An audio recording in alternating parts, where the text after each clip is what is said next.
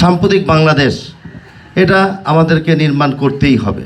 মসজিদ, মন্দির, প্রতিটি ধর্মশালায় আমরা আপনাদের সকল বিষয়ে সকল সমস্যা আমরা সমাধান করব আমাদের নৈতিক জায়গা থেকে। সরকারের বয়স হয়েছে কতদিন, এর মধ্যেই উনি আপনাদের কথাটা কিন্তু মনে রেখেছে। আপনাদের কাছে যেই অঙ্গীকার দিয়েছে সেটাকে বাস্তবায়ন করার জন্য আমাদেরকে আবার পাঠিয়েছে আপনাদের কাছে। আপনারা সৌভাগ্যবান। আমি মনে করি ঢাকা 17 আসনে প্রতিটি মানুষই সৌভাগ্যবান। এমন একজন মানুষ যিনি প্রতিটি জনগণকে তার যে অঙ্গীকার ব্যক্ত করেন সেই অঙ্গীকারকে যতক্ষণ পর্যন্ত বাস্তবায়ন না করতে পারেন ততক্ষণ পর্যন্ত উনি এই বিষয় নিয়ে খুব বিচলিত থাকেন। আপনাদের প্রতিটি সমস্যার সমাধান ইনশাল্লাহ আশা করি ওনার মাধ্যমে আমরা করতে পারবো। একটা দাবিও আমাদের আছে, শুধু আমরাই করব আপনারা করবেন না বিষয়টি এরকম নয়। দুনিয়াটাই গিভ অ্যান্ড টেক। আপনি আমার জন্য করলেই তো আমি আপনার জন্য করব। আপনারা আমাদের জন্য করেছেন বিধায় তো আপনাদের কাছে নির্বাচনের পরবর্তী সময় আবার আপনাদের সামনে উপস্থিত হয়েছি। এই বাংলাদেশ যার যার ধর্ম শেষে পালন করবে। আমরা সবসময় আপনাদের পাশে থাকব।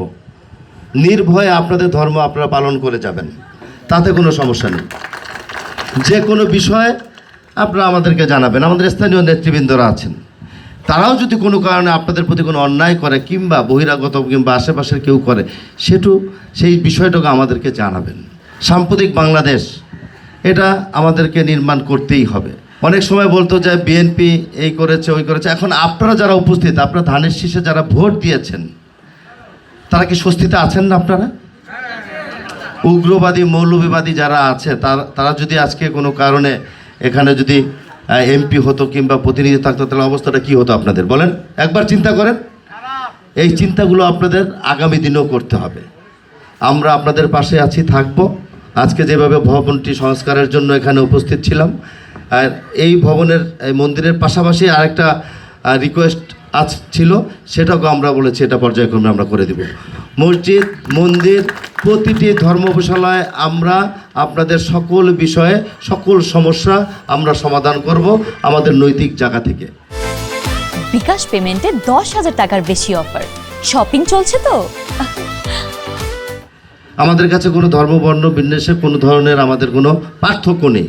যার যার ধর্ম শেষে পালন করবেন, আমরা আপনাদেরকে সহযোগিতা করব। আমার নেতা জনাব তারেক রহমান এই জায়গার এমপি, তা আমার কিছু দায়িত্ব আছে না? সেই দায়িত্বগুলো আমি অগ্রাধিকার ভিত্তিতে অবশ্যই করব। উনি আমাকে বিশ্বাস করে আমাকে আস্থার জায়গা থেকে ঢাকা উত্তর সিটি কর্পোরেশনের একটা সবচেয়ে মূল্যবান একটা জায়গা আমাকে দিয়েছেন। আমি যেটা জীবনে আসলে কখনোই ভাবিনি, আমি জানতামও না। বাট আমাকে যে দায়িত্ব দিয়েছে আমি এটা ন্যায়, সততার সাথে, নিষ্ঠার সাথে আমি পালন করব।